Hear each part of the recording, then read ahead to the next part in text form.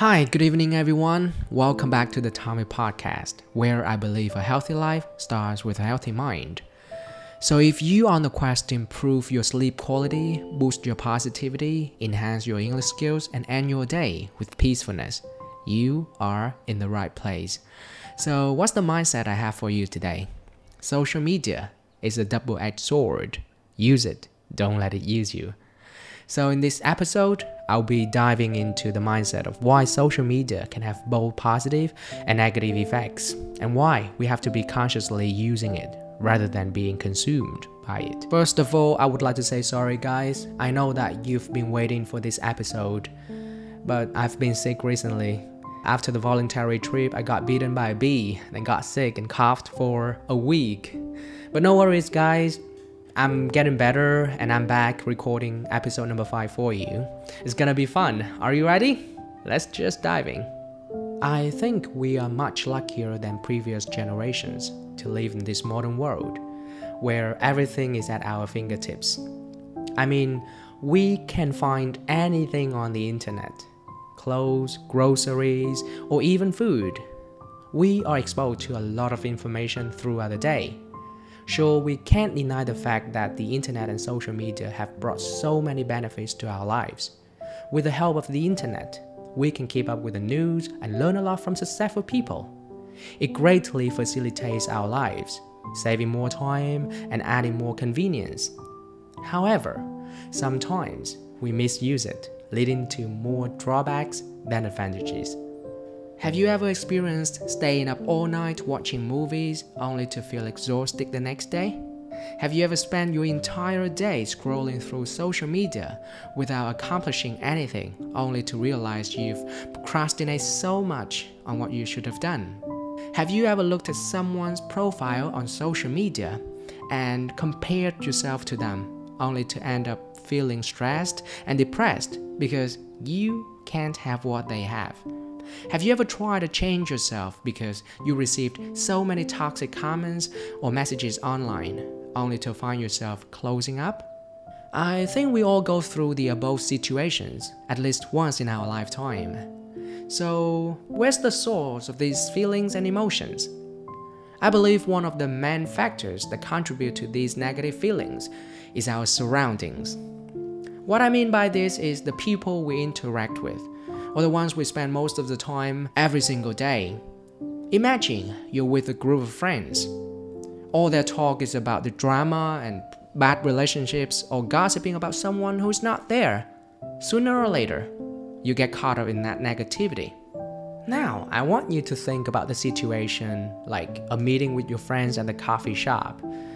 And what they do here is just sticking with their phone and scrolling through social media. In a situation like that, who's gonna talk to you, who's gonna have a chat with you? You may end up doing the same thing because that's what everyone does. So the environment that we live in is very crucial. If the flowers don't bloom, we don't blame the flowers or we don't doubt their ability. Instead, we check their surroundings, the water or the soil they planted in, right? So the same applies to our relationships. It reminds me a lot of the quote, "Tell me about your friends, and I'll tell you who you are." It's so true. Our friends and relationships shape us. If we surround ourselves with disciplined people who always focus on helping others or sharing positive stories, we'll absorb that energy definitely. On the other hand, if we spend our time with the people who always gossip or blame others or complain about everything, we'll likely adopt those habits. Some may think, well, maybe those are my friends and they aren't great, but I won't be like them. I'll change them. But that's unrealistic. That's why when choosing where to live, we consider the neighborhood as a top priority. Because we know that our children will grow up there and they will interact with the neighbors. And of course, we don't want them to be exposed to constant fighting or negativity. I believe the second factor contributing to these challenges comes from within. We must learn to view the internet and social media as tools to achieve our goals. A friend of mine once said, "Don't let your phone use you. Take control of it and use it." It's so true. While a lot of people use phones and social media for positive purposes, phones allow us to stay connected with our friends and family. I often see my friends and my students spending their weekend FaceTiming their parents because they work away from home. Also, phones can be used for relaxation or to support our studies and our work. These are excellent purposes of using phones. However, if we become overly attached to our phones, it means we carry them from room to room, spend hours playing games or scroll through TikTok or Facebook, placing your phone on the table everywhere you go, whether it's face up or face down. It's gonna be a huge problem. It shows that you respect your phone more than you respect anything or anyone else in this world. Okay, I got it. I know what's in your mind right now. You may think, Tommy, don't judge the book by its cover. It's my day off, so I just want to chill. It's okay, but my friend, have you ever thought about going outside or hanging out with your friends or even reading a book instead? Or maybe you say, I've worked so hard, so this is my reward. It's okay, I love that. I love to reward myself. But spending hours on your phone isn't rewarding. It's actually punishing your mental and physical health. You may think I'm just using my phone to keep up with the news or learn something. But my friend, think about how much time you actually spend learning versus mindlessly scrolling. Yeah, we often make excuses for things that bring us temporary pleasure. And for sure, we know they are not good for us. You know, this is what I've learned from my favorite author, Mel Robbins. She suggests that every morning you wake up, try to get the natural light first before the artificial light. It's become a habit of so many of us to immediately check our phones right after we wake up, just to see how many likes we got from the post yesterday. Do we have any compliments from other people on social media? But whether you believe it or not, those emails and notifications are ruining our morning and setting a negative tone for the rest of our day. Instead, go out and get a natural light first. Make sure to spend at least an hour away from your phone after waking up. You could meditate, exercise, create a to-do list, or even read a few pages of a book, anything that nourishes your body, mind, and soul. Give it a try. I'm confident that it can transform your life, just like mine. The other reason we suffer so much from social media is because we see so many people's opinions there. And if you don't know how to be selective, it can exacerbate the situation. Have you ever found yourself caring too much about what others' opinions and perceptions about you? What if they don't like me? What did I do wrong?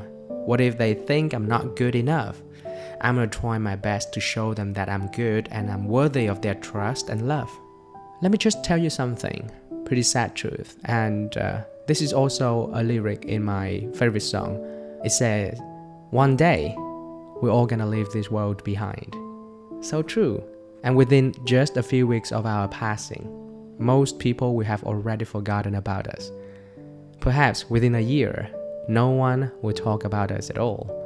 So why do we have to give so much attention and weight to their opinions? This is your life. Regardless of their thoughts, regardless of how you choose to live, at the end of the day, it's you versus you. You are the only one who's responsible for everything that you've done. They have nothing to do with that. So do what you believe is right for you and what brings you joy and happiness. It may not always be the perfect decision, but it's yours. And whether it's right or wrong, you're learning and growing. I'm not suggesting you that you should be arrogant or dismiss all the advice. But if someone only focuses on your flaws and constantly judges you, you should get rid of them. Really.